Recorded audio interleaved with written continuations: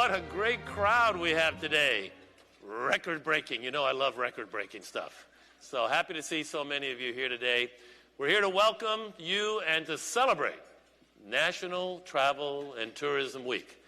As some of you know who have been with us, this is a special time when across the country, all destinations like ours recognize the contribution of the travel industry.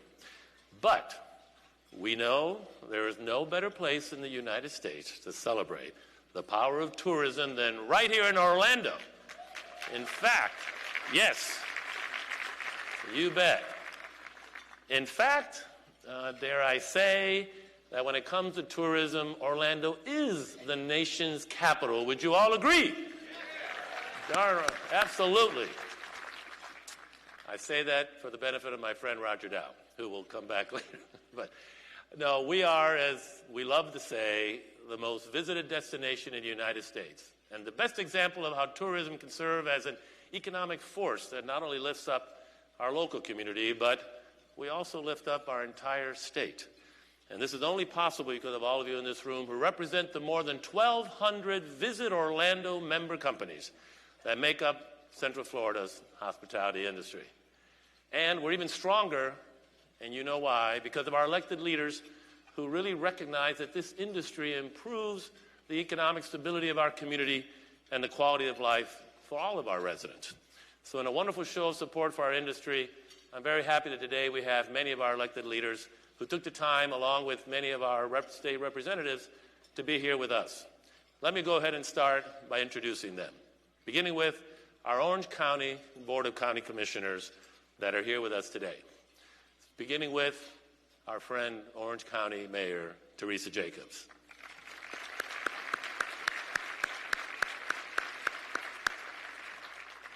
Our District 1 Commissioner Betsy Vanderlei. And for the first time, our new District 2 Commissioner Rod Love. Our District 6 Commissioner Victoria Siplin. I'm also very happy to introduce to you again our Orange County Sheriff Jerry Demings in attendance. Our former friend commissioner, now our friend in Apopka, the city of Apopka Mayor Brian Nelson. And Orange County Clerk of the Courts Tiffany Moore Russell.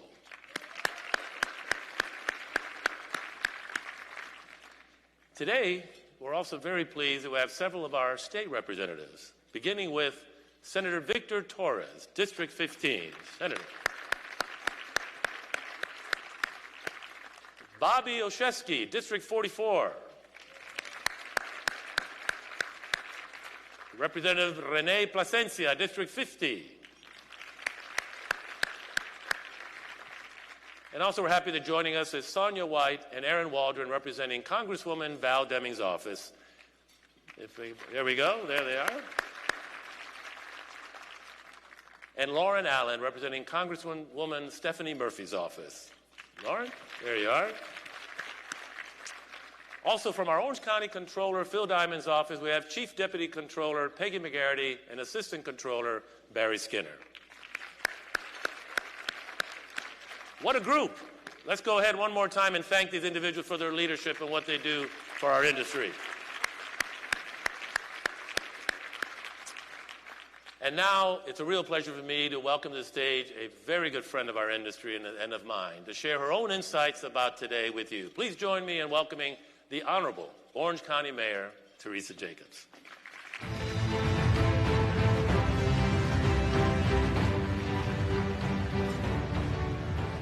Well, George, thank you. It's always great to be here, but I got a little nervous listening to you talk because, you know, in my world, if you're not paranoid, then probably somebody is out to get you.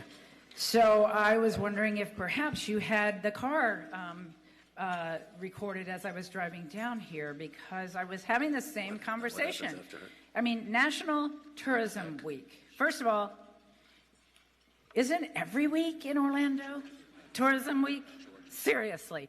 And isn't National Tourism Week, shouldn't they just rename that, Roger? I'm thinking They should just call that National Orlando Week, because Orlando is, after all, tourism. I wanted to be here just to thank you for all the outstanding work that you do. It is phenomenal that we continue to lead the nation. And I haven't seen the numbers, and George won't let me in on those, but year after year, we've continued to break records and lead the nation when it comes to tourism. And that doesn't happen by accident. It happens with a lot of hard work and an awful lot of commitment. And the folks that are here in this room, every single one of you, have a lot to play and a lot to claim in terms of how far we've come from a tourism standpoint and how far we will go as a community. Tourism has done so much for our economy, with one third of our jobs relying on tourism, and it has contributed so much to our quality of life, not to mention the quality of life that it contributes to those people who have that opportunity to come here for a couple of days, hopefully more like a couple of weeks, get away from the stresses of life, reconnect with their family, their friends, and their loved ones, and spend a little time doing what we all love to do, spending time being a tourist, spending that time just having fun. I can't say enough about how important that is to have that time, but I think what's most important about this community is the hospitality. That's really what makes us second to none. We have the best theme parks and the best hotels, but more than anything else, we have the best people with the best smiles and the best attitude. Hospitality is what brings it home, and it is what brings people back here year after year after year. Congratulations on your hospitality, and thank you. And George, back to you. Where is George? Is it back to you? Back to you, George. Okay.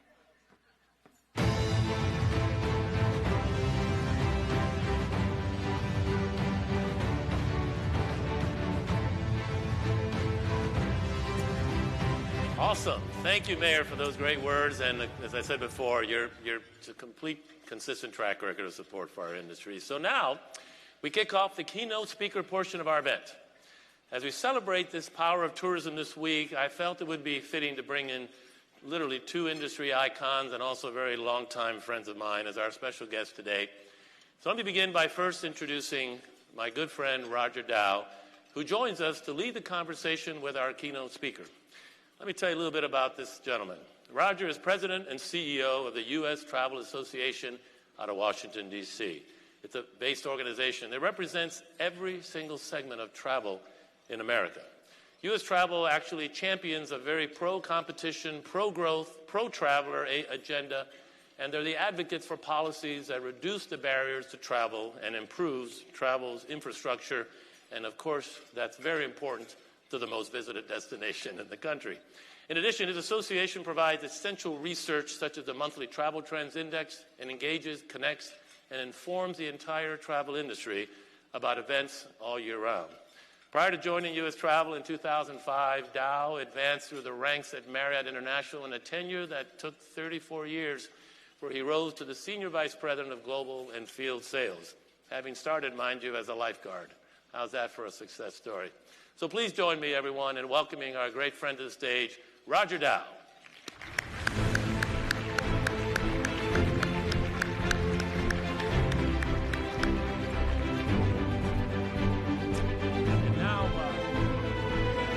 And now, while Roger's getting situated up on stage with us, it's a pleasure for me to introduce our special guest. Good to be here. I'm going to wait for the video. Thanks. A microphone that's now on. Today we have our special guest, Jonathan Tisch. But rather than me doing the introduction, the only fair way to do this is to take a moment, sit back, and let's get to know Jonathan a little better. Jonathan Tisch is co-chairman of the board and a member of the Office of the President of Loews Corporation, one of the largest diversified financial holding companies in the U.S. And he is also chairman and CEO of its subsidiary, Loews Hotels and Company. During his tenure as chairman and CEO of Loews Hotels, Tisch engineered the company's expansion and emergence as a leading luxury hotel brand. The culture he created placed a high value on partnerships that empower employees, satisfy customers, contribute to communities, and improve the bottom line. In his 3 best-selling books, The Power of We, Succeeding Through Partnerships, Chocolates on the Pillow Aren't Enough, Reinventing the Customer Experience, and Citizen U, Doing Your Part to Change the World. Tisch has written extensively about his leadership philosophy, the customer experience, and civic engagement. Widely recognized as a passionate advocate on behalf of the multi-billion-dollar travel and tourism industry, Tisch works tirelessly to educate elected officials and the public at large about the industry's significant economic, social, and diplomatic contributions. He founded and served as chairman of the Travel Business Roundtable until 2008, and now serves as chairman emeritus of its successor organization, the United States Travel Association, the national nonprofit association representing all segments of the travel industry. Ladies and gentlemen, please welcome Jonathan Tisch.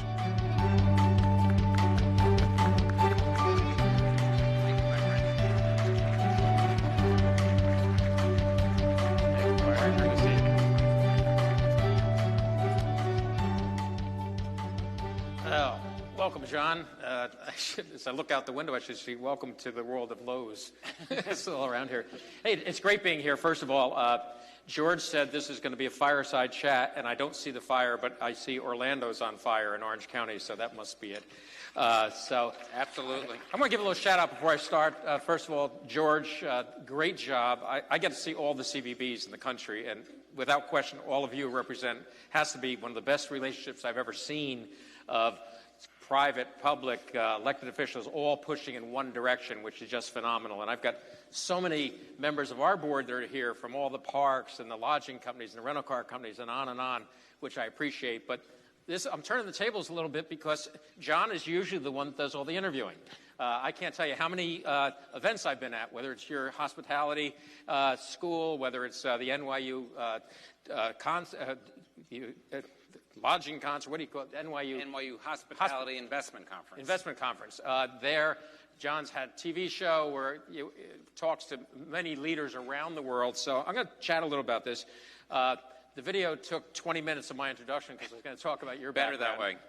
But I've known John over 30 years, 35 maybe, is a great friend. And watching someone who really cares about this industry, who gets engaged in this industry in ways that are just unbelievable. But I see, everyone knows Lowe's is this big, giant corporation. Let's go back a little bit. I know something about, maybe they don't know, a little history of Lowe's. You talk about American Dream. I think your organization epitomizes that. Well, Roger, thank you for being here today. It's very important that you who head up U.S. travel are here at such an really meaningful event for our industry and certainly for Orlando and all of the thousands and thousands of people that are part of the travel community. And before I answer your question, if I can also just recognize George and his team at Visit Orlando for the fantastic job that they have done historically and going forward. So George, Visit Orlando, congratulations.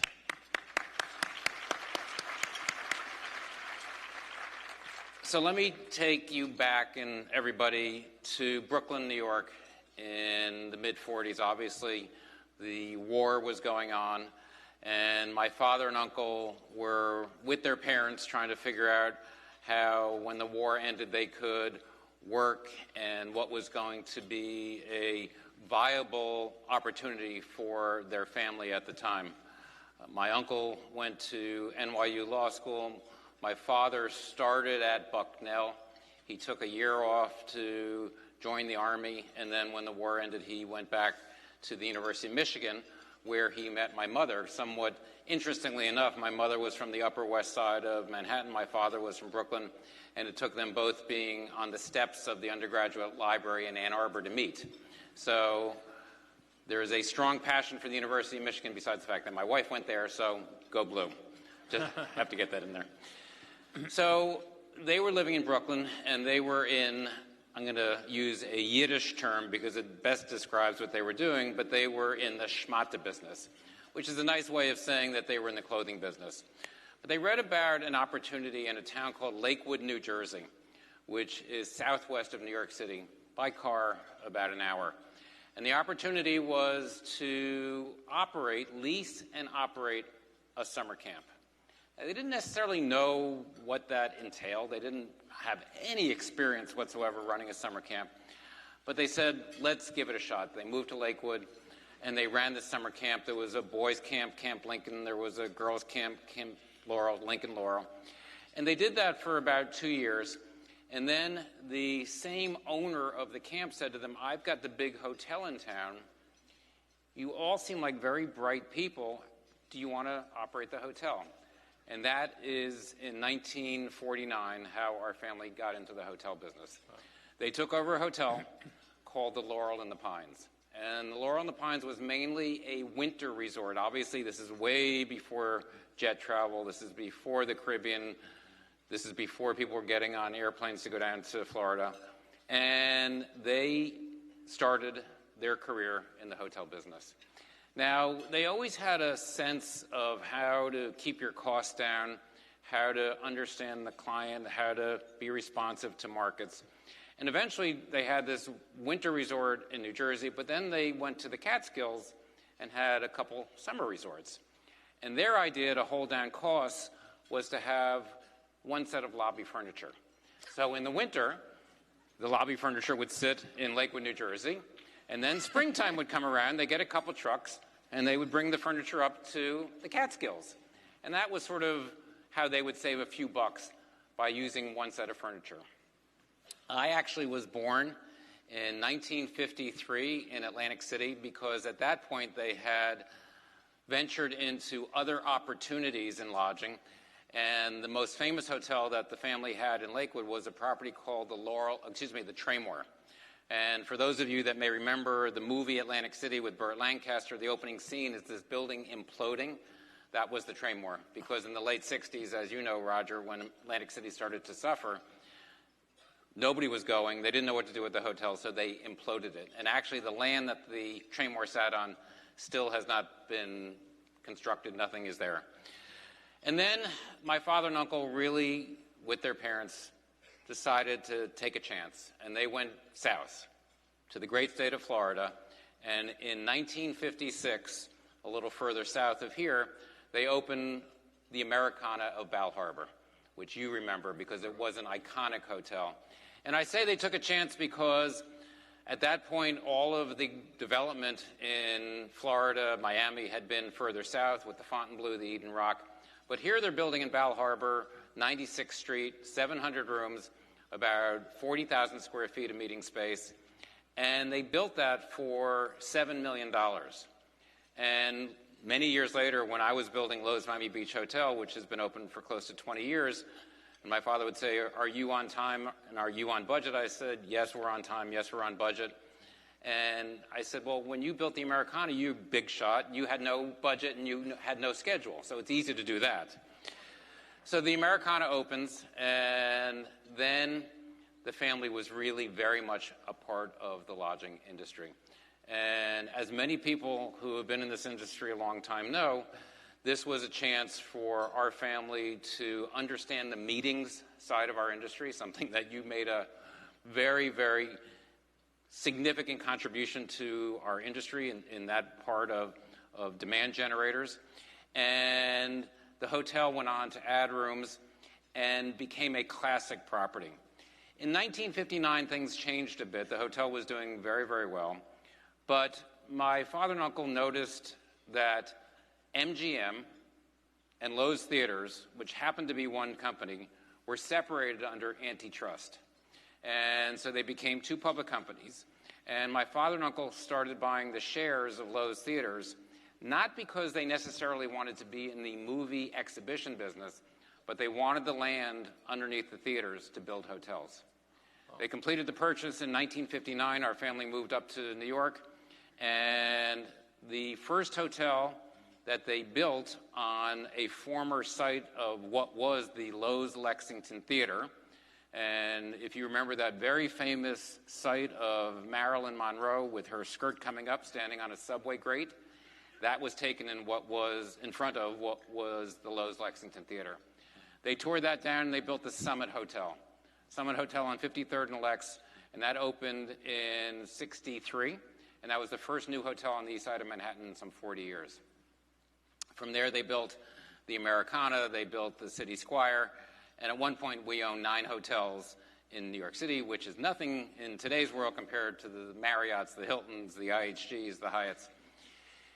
We started to diversify a bit, and when they bought CNA Insurance, that's when it became Loews Corporation. So to fast forward to today, I am co-chairman of the board of our parent company. We are a public company. My cousin Andrew is the other co-chairman of the board, and my cousin Jim is CEO, and I am, as George noted, the chairman and CEO of the hotel company. Loews Hotels has assets of about $80 billion. We have a market cap of $18 billion, and we are in 5 different businesses. Our largest subsidiary is based in Chicago, CNA Insurance. We have 2 subsidiaries based in Houston. One is Diamond Offshore oil rigs. We have a natural gas pipeline also based in Houston called Boardwalk Pipelines. And then we have a plastic manufacturing business, Containers, based in Atlanta, and that is called Consolidated Container Company. And then Loews Hotels. Loews Hotels is about, give or take, 7 or 8% of Loews Corporation. We are the only subsidiary that bears the Loews name. And I'm sure we'll get into it in a moment, but we are going through this dynamic growth period. Obviously, what we have here in Orlando is significant to our organization. We are blessed to be partners with Universal, Tom Williams and his team, going on 20 years now. We look forward to more opportunities. But the evolution from a summer camp to what is today Loews Corporation, and I think you said it in your initial question, Roger, my family, my father, my mother, my aunt, my uncle, and my grandparents truly embodied the American dream. Wow. You've written 3 books. It sounds like a 4th one there. Yeah, retrospective would be really, I mean, this is a story. I've known John for 35 years, and I know parts of this story. But I do recall John saying to me one day, you know, with all these things he's described, he said, you know, John has a passion for this industry. He said he's my cousin say, why are we bothering with this little industry, this little thing called lodging? And John says, I love lodging. And not so little anymore. Not anymore. And what you've done with it is amazing. And I want to switch to here in Orlando. I was here when you were just opening 1,800 rooms across the street, and before you even had that under construction, you were on the addition already, and now seeing tell me what's magic about Orlando for you, or why this huge investment, and what do you see as a future here in Orlando for you and Loews? We opened Loews Portofino Bay Resort about 20 years ago, so I guess our involvement started 22 years ago. And it was during the time where Universal, the former MCA, had been purchased by Seagram's, the liquor company. And Edgar Bronfman Jr., who I have known forever, I called him one day, and I had been reading in the trades about the plans for Islands of Adventure, City Walk, to make Universal a real destination. And originally, the 3 initial hotels were supposed to be Sheratons. Seagram's buys Universal. I called him. I said, is there an opportunity for us? And over a 6-month period, we discovered that there was a lot of mutual interest, and that's when we made our initial investment. Once again, those of you who have been in town for a while, and I've got a chance to talk to many of you this morning and this afternoon, your dedication to our industry is outstanding. First 3 hotels, Loews Portofino Bay Resort, 1,000 rooms, the Hard Rock, Loews Portofino, 750 rooms, the Hard Rock, 650 rooms, Royal Pacific, 1,000 rooms. That was our initial investment. Seagram's sold to Vivendi, Vivendi sold to GE, and then 5 years ago, GE sold to Comcast. Under GE, Universal, under Tom Williams' leadership, made the decision to purchase the rights to Harry Potter. And as I say when I give speeches, I go to bed at night and I say, thank God for my wife, my kids, and Harry Potter. Let the record show in that order. All right. Because otherwise I'd be in big trouble. That was a game changer. And Universal was able to compete with some of the other demand generators in town on a more effective footing. And I know Vince LaRufa is here today, and Kathy Couture and the sales team, who are our partners for our soon-to-be 6 hotels on the campus of Universal Orlando. having the ability to sell such dynamic attractions has made a huge difference. Comcast now is our partner. Comcast is absolutely committed to the growth of Universal as a brand, Universal in Orlando, and in terms of future hotel opportunities, we are their partners. You mentioned other additions beyond the initial 3 hotels. When we opened Cabana Bay Beach Resort, initially it was 1,800 rooms, a 3-star product, a really nice 3-star product. There is a bit of a nod to the history of our family. For those of you that are astute lobby observers, when you walk into Cabana Bay, there is an atrium, if you will, of flowers and plants, and it is a replica of what Mars Lapidus designed at the Americana of Bal Harbour. And this is the Orlando version in our hotel, and there's a little plaque that our partners at Universal put honoring my father and uncle for their vision by starting in Florida in 1956. Added 400 rooms to Cabana Bay when Volcano Bay opened, so it's 2,200 rooms. The hotel that we're in right now, Loews Sapphire Falls, 1,000 rooms, as many of you know, connects through the meeting space to Royal Pacific. And then literally on the other side of our driveway, our latest opportunity, Aventura, will open on August 16th. And that is going to be another 600 rooms. So when Aventura opens, we will have 6,200 rooms. But as they say on TV, but wait, there's more. We have recently started construction with our partners on what we are calling Endless Summer. It will be 2 buildings, an additional 2,800 rooms. The first building, which is called Surfside, will open in August of 2019, so about 14 months from now. That'll be 750 rooms, and then we will add an additional 2,050 rooms, so that will bring us to 9,000 rooms. So, if you think that we at Loews Hotels are excited to see a luncheon with 1,000 members of the tourism community and anxiously waiting to hear George announce the numbers in terms of tourism, we are right there with every single person in this room. Good. I'm glad you talked about how big let's hear for that. How big the company is and your commitment here. I saw a few operators get nervous when you talk about moving the furniture, but you know, it's here year-round, so you can't move the furniture here anyway. Yeah, when you talk about leadership in this industry, John started something called the Travel Business Roundtable, and I had a chance to be part of it when he started, because John's belief was this industry gets no respect, and there ought to be some way of talking about the industry. And then I ended up in this job with a group called TIA after my Marriott roots.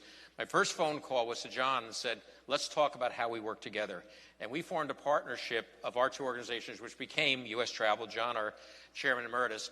But you really drove for something that I think was terrific. It resulted in Brand USA. We'll talk a little bit about how you got that going. And I mean, I remember you testifying, how important it was for America and people not even understanding it. You brought it home. Talk about it, and talk about even Brand USA and how that can help here in Orlando. So, certainly not the case, as George was introducing the enlightened elected officials that are here today, the men and women who understand our industry. But historically, there has been a bias amongst electeds to really want to take the time to realize that travel and tourism takes place in all 435 congressional districts, that some 17 million people, directly or indirectly, make a very good living in travel and tourism.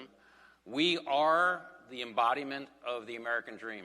In your tenured career at Marriott, in my 35 years, really 64 years at Loews Hotels, you and I know a lot of men and women that started in entry-level positions that are now general managers, that are now vice presidents of sales, that are now CEOs, and they started, as George mentioned, you started as a dishwasher. So there is opportunity embedded in travel and tourism.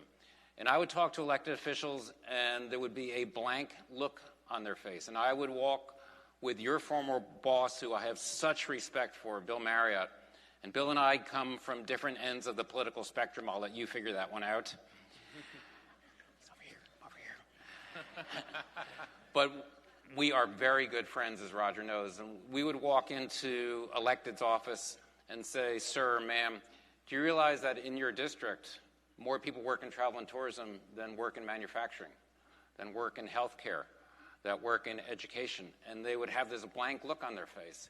And that was at the genesis of the Travel Business Roundtable, because the way to get to a CEO, to elected official, CEOs get things accomplished. No elected official is going to turn down a meeting from a CEO. They just wouldn't do it. So Travel Business Roundtable was CEO driven. And we had 75 members at one point, and we would, on a regular basis, go to Capitol Hill and try and educate our elected officials about the significant economic contributions and the opportunity to create jobs all across the country. And as Roger mentioned, when he left his storied career at Marriott to join Travel Industry Association, that's when we started having this conversation of, let's not spread two messages. Even though we were very much in line with what we were trying to accomplish on Capitol Hill, let's combine forces. Let's bring the assets of Travel Business Roundtable and TIA together to what is now, today, U.S. Travel, which we are blessed to have Roger as our leader. The Travel Promotion Act came about as a way of saying, let's create a public-private partnership to talk about our industry around the world. International travel is so important. You know that here in Orlando. We certainly know it in New York City, where I had the honor of chairing NYC & Company for 8 years. That international traveler today has access like they have never had before. They have access because middle classes are growing up all over the world, so they have the ability to go on a trip. Obviously, they can read about destinations, but embedded in all that is the competition. So even though we are a brand, hence Brand USA, we have to be out there. We have to talk about who we are. We have to talk about why people should come here instead of going to another international destination. That was the genesis of the Travel Promotion Act, which was passed by Congress, led to Brand USA. But Roger, as you know, because you are at the forefront of this battle in our nation's capital, Brand USA is under siege. And I'm going to ask you a question in a second about the work that you're doing. But what's interesting about Brand USA is that no American is putting up a dime to promote us overseas. It comes from the fee on a visa, and it comes from a match contribution of the private sector. And so here we have created a public-private partnership that works. It's much like Visit Orlando. It's much like NYC & Company.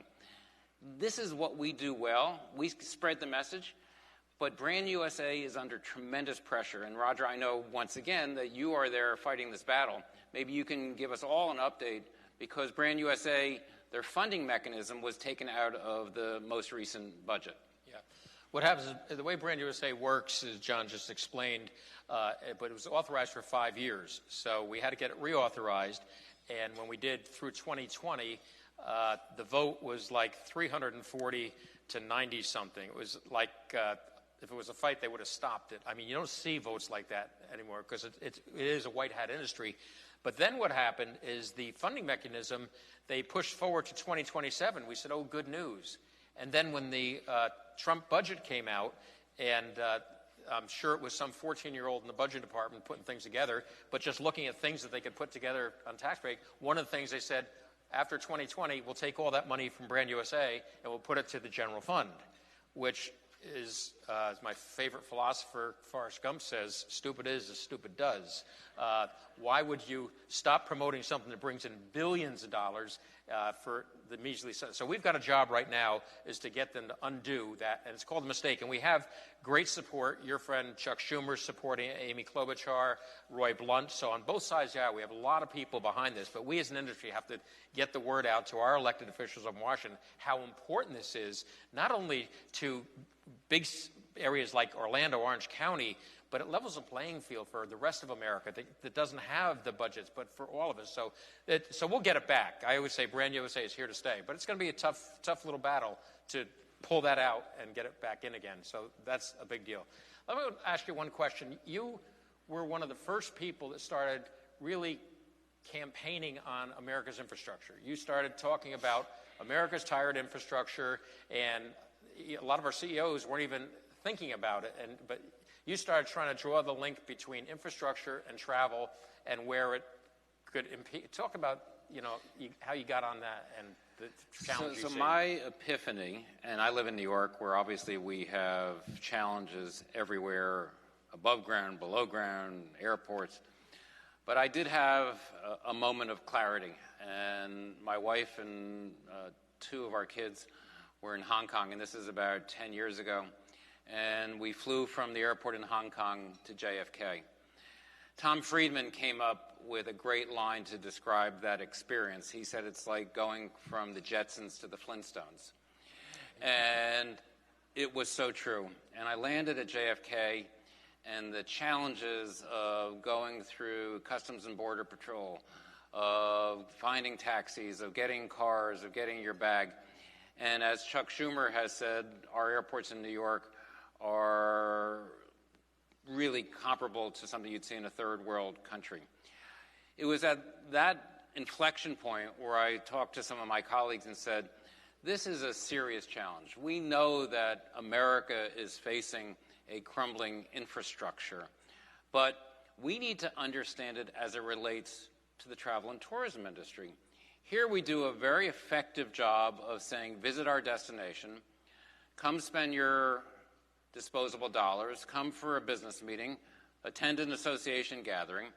But if our airports can't handle the extra planes that are coming in, and you can't get your bag for 2 hours, and you have to wait on a line to get processed, and then you're on a road that is full of potholes, and they're doing construction on a bridge, and so you're late to your meeting, it impacts us maybe more than any other business. And that's when, Roger, you and your colleagues took this on as a big issue, and you really did some research about the serious negative impact down the road. And when you look at New York City, and George is going to announce your numbers soon, so we're trying to get there in New York City, but last year we had 64 million visitors in New York City in 2017. That number is being suppressed a little bit by infrastructure issues. And so our industry really needs to come together and talk to our elected officials about making sure the money is there, even though Orlando is obviously doing extremely well, and our properties here, run by Tom Roditis and our team, we're so proud of the 4,000 team members we have based here in Orlando. But if people can't get here, if they can't get from the airports to the demand generators, that is going to be a long-term problem for our industry. Yeah, and I see you're blessed here in your whole Orlando area with having one of the airports with one of the biggest construction projects going, Phil Brown and his team, and what's going on at that airport that bring in the international flights.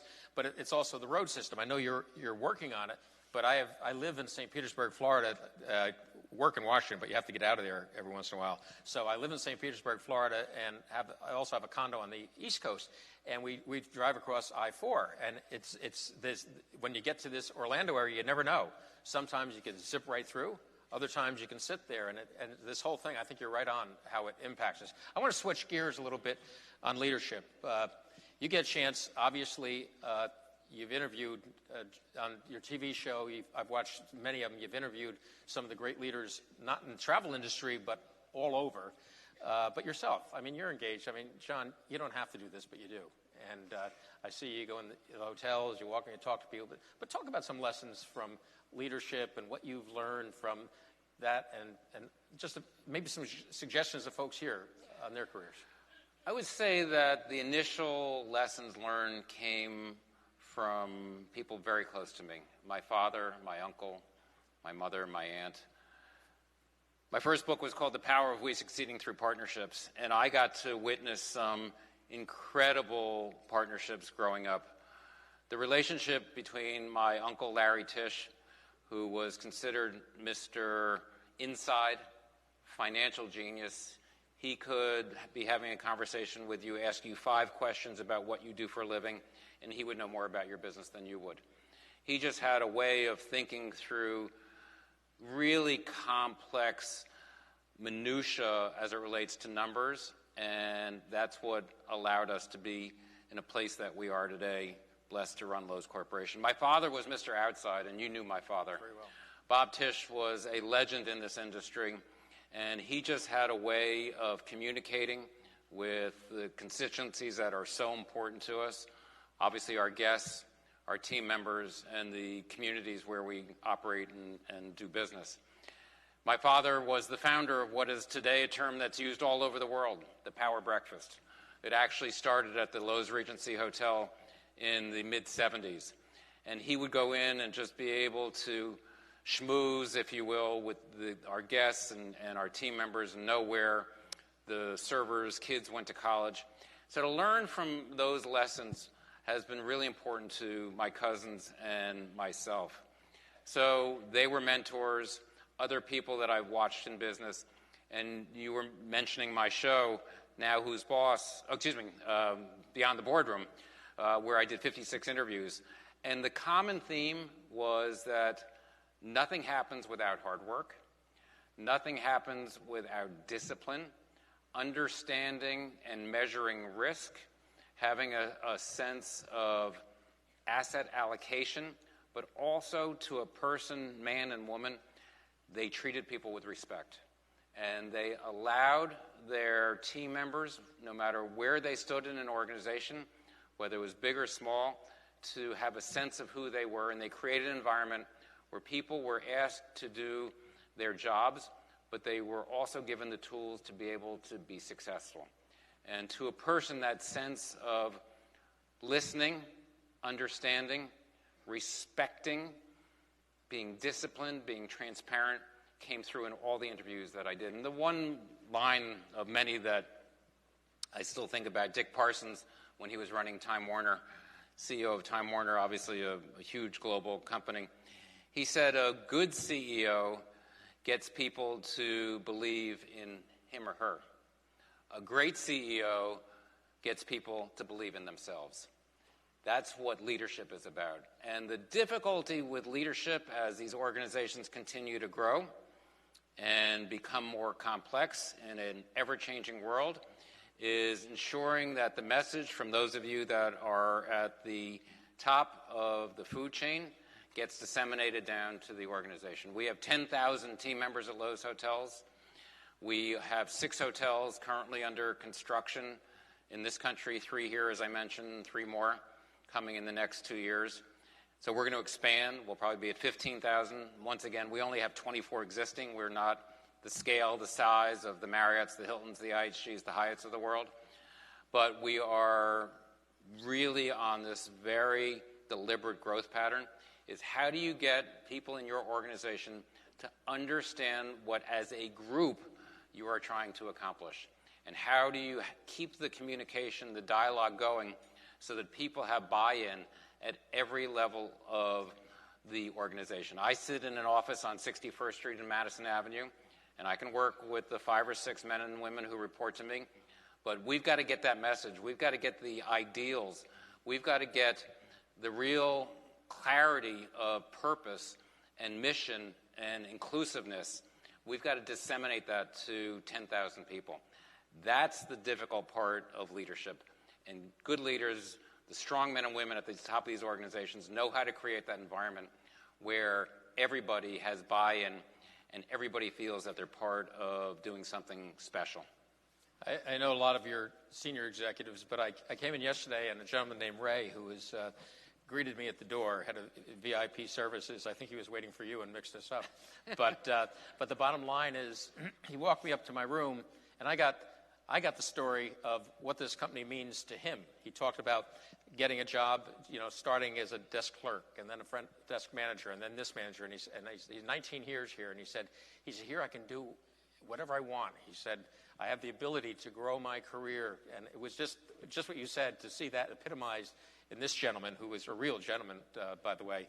Terrific. You've got the Tisch Center for Hospitality and Tourism, NYU, which your family's been behind and really growing in New York City.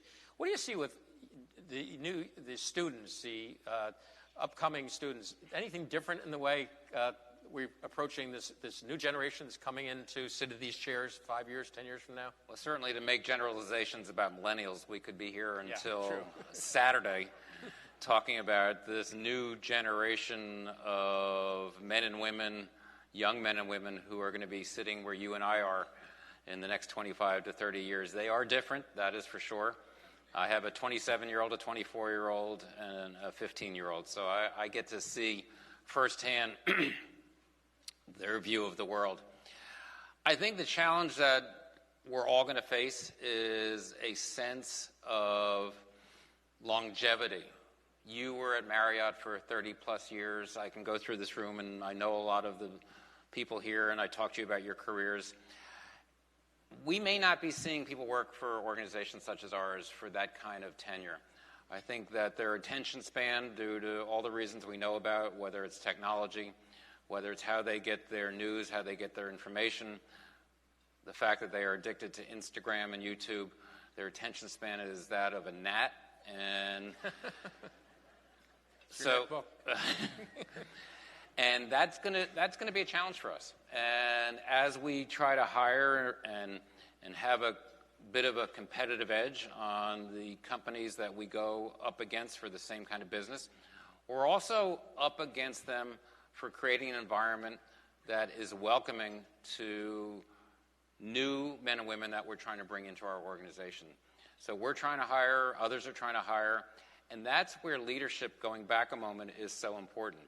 Because people have choices today. Young people are well educated, whether it's universities, colleges, whether they go to community schools. They see a lot. They know a lot, they see a lot, and they know that they don't have to stay because of some doctrine that their mother worked in a job for 45 years. That's not happening. And I think for us as employers and large employers, and once again, when you look at the scale, and it must be for you also breathtaking to see your former employer at 5,200 hotels, 1 million hotel rooms, 31 different flags, obviously a huge employer in Hilton and IHG, and we're tiny compared to them, but still I want to create an environment where people view us as an employer of choice. And the young people today have choices. And that's going to be part of a conversation that we're all going to have as we continue to grow. When you look at what's happening here in Orlando, and it's not just us, it's obviously Disney with their plans and the other properties and the other attractions, all of whom are coming together to create such an amazing destination. With unemployment at its lowest number in years, with people having some disposable income, they're having choices. And unless we create those environments where they say, I want to become part of your team, we will face challenges down the road. Let me ask you a question. What keeps you up at night? Okay? Everything. You're a very optimistic guy. I mean, we talked earlier about how one of the things Loews has is you can move quickly. You can move very quickly. But what keeps you up at night? You keep building this thing, any mega concerns that keep you up? Obviously, beyond the health and happiness of my family, which is something that we all think about as parents and partners, I would say on a macro global scale, our industry is susceptible to events that happen in our backyard, but also in terms of what happens on the other side of the world. And we are all a target, and we have to do everything we can to keep our clients, our customers, our team members safe, but it's just the world that we live in. And so I worry about something that is 100% out of our control could have an impact on our team members. I would say that also we certainly live in interesting times, and who knows what will happen in a center of power that could have an impact on us as a country, as a nation, and as an industry. In terms of more specific concerns to Loews Hotels and Loews Corporation, Loews Corporation has committed about $250 million to build $2 billion worth of hotels. So our equity, partners' equity, debt, we get to about $2 billion worth of development right now. We're making a very hopeful, positive bet on travel and tourism. These are unique destinations. We know what we're good at. We also know that we don't have the same name recognition as a Marriott, as a Hyatt, as a Four Seasons, as a Ritz-Carlton. Great companies, great men and women leading these companies.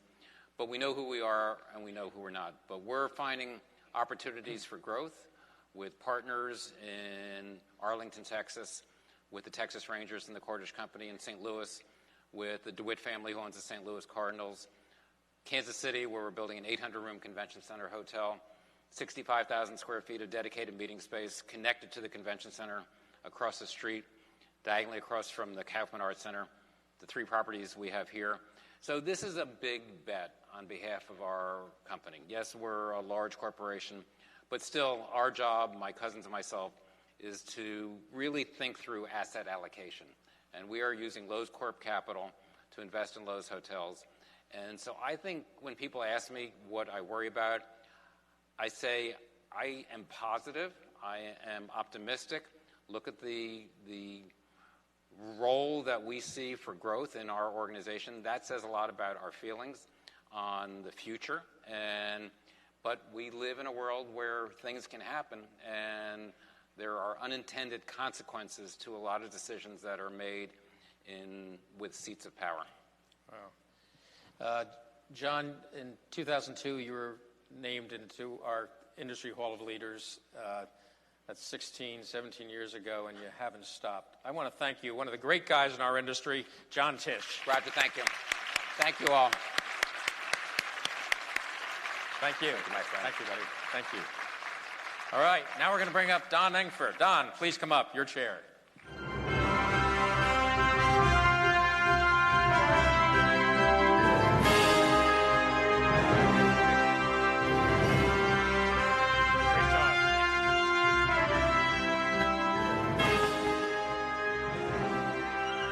Wow, that was great, wasn't it?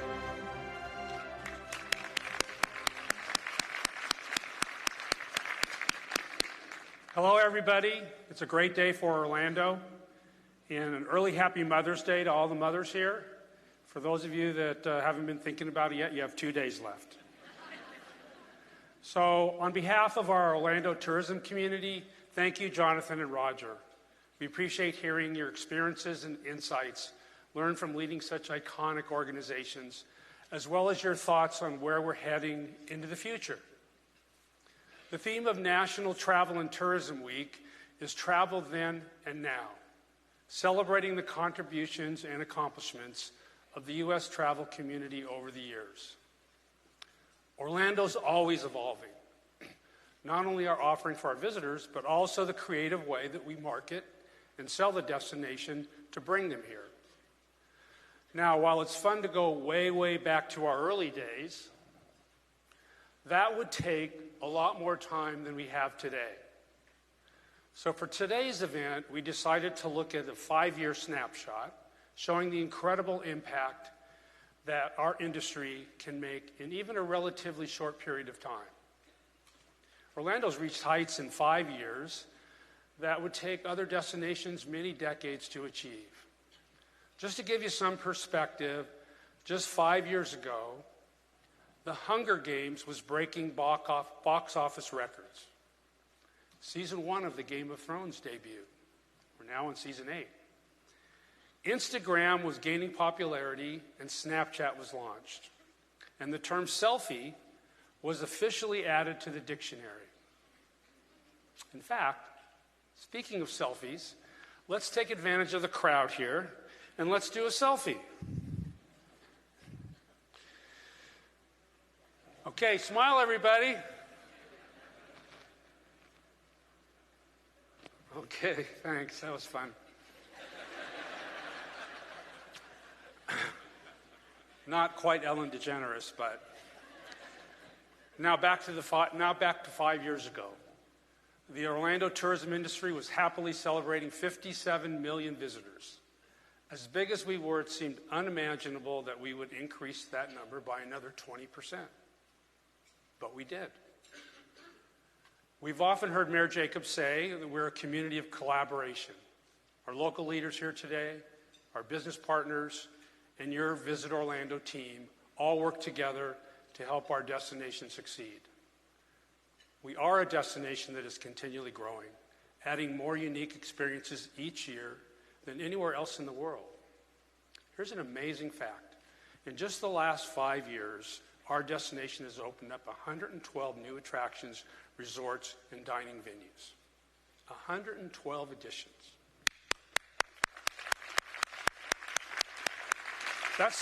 That's more than some destinations have in total.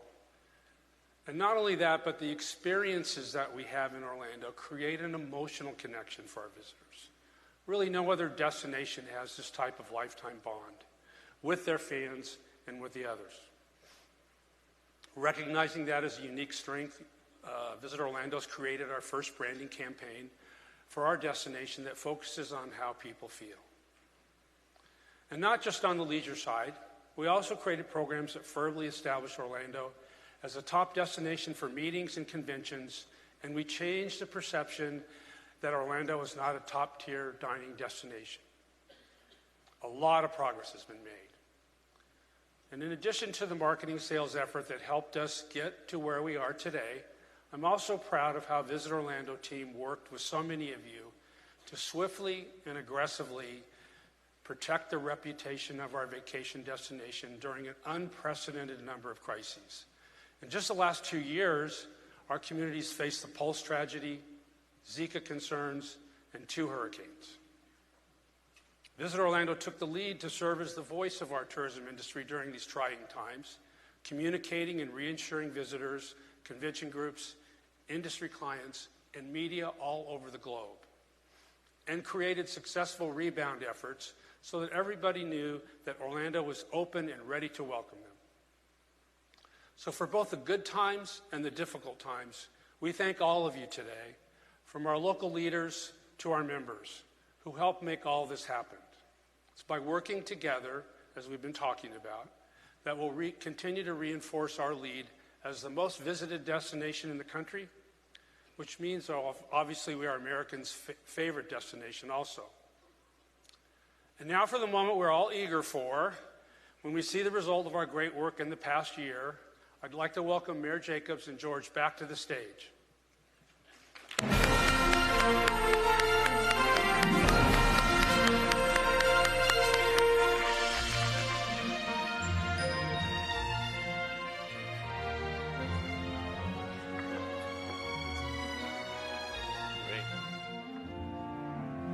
Thank you, Don. Excuse me. Now let's move to that big moment we've been waiting for. The much-anticipated announcement of our annual visitation number. And looking back again on 2017, it definitely was an incredible year for Orlando. It was a year of innovation, leading the way with technology, immersive interactive experiences.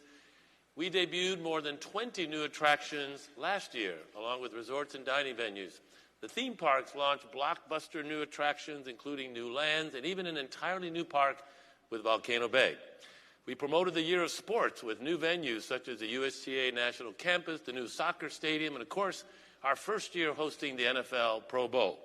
And we saw the expansion on International Drive with immersive activities such as iFly, Top Golf, and the Andretti Complex. So here at Visit Orlando, we took advantage of this. We marketed our destination with all these new and creative and positive messages and initiatives to tell the world.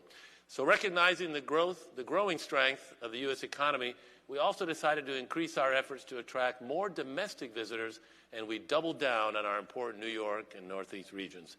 We also knew we were facing potential headwinds, so we kept a strong presence in key international markets, making sure that Orlando still stayed top of mind. And we also recognized the need to create a positive, welcoming message. So we launched a Guinness World Record-setting thank you campaign that reached more than 20 million visitors and clients around the world, letting them know that Orlando welcomes and appreciates them. So all of this adds up to help create the total annual visitation number. So let's take a look at what this number means to us, not just as an industry, but as a community.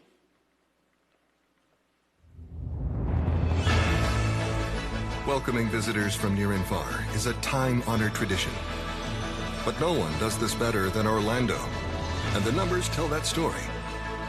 In just 5 years, we have increased the annual number of visitors to Orlando by more than 10 million people. Think about it. That's equal to the population of both New York City and Philadelphia combined. What does this growth mean to our community, to us and our families? Our tourism industry is the #1 job creator in Orlando. And even more impressive is the economic impact to our community, now at nearly $70 billion. This benefit spreads throughout Orlando, not just at theme parks and hotels, but also creating jobs in technology, construction, transportation, and a score of other businesses. There's no doubt a thriving tourism industry means that Orlando prospers. The average number of visitors we host in Orlando each day is equal to more than the city of Atlanta's population. The taxes these visitors pay help support our schools, our public safety, and many other services. And as residents of the tourism capital, we enjoy world-class dining, shopping, entertainment, and arts right here in our own backyard. We are an industry with a mighty impact. In fact, if Orlando tourism were a single business, we would rank on the Fortune 500 list at number 64. That's higher than Nike, Facebook, and Delta Airlines. The numbers add up. The impact is enormous. And because of our tourism industry, Orlando is known and loved around the world.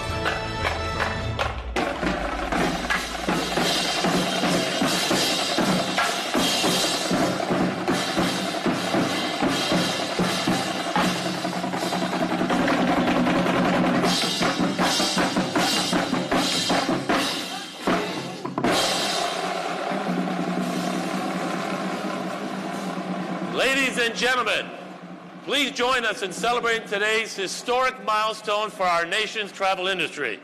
In 2017, Orlando welcomed a remarkable, record-setting 72 million visitors.